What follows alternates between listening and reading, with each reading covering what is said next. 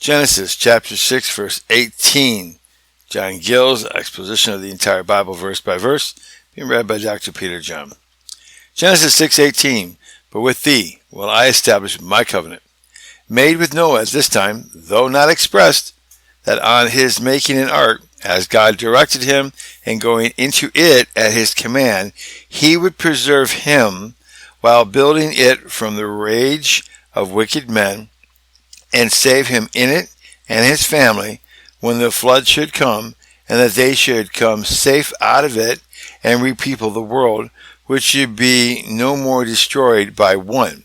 For this covenant respects that later mentioned in Genesis 9:11.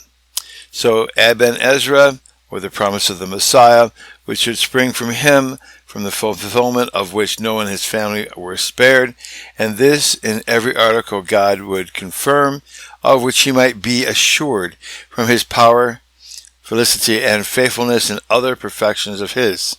And thou shalt come into the ark.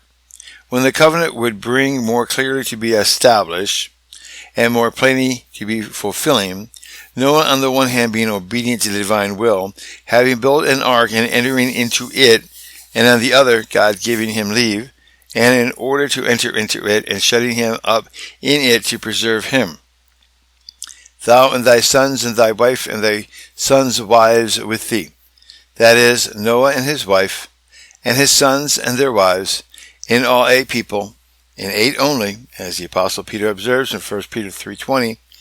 By this it appears that Noah's 3 sons were married before the flood, but as yet had no children. Jarkin concludes from the mode of expression used that the men and women were to be separate, that they entered the ark in this manner, and continued so, the use of the marriage bed being forbidden them while in the ark.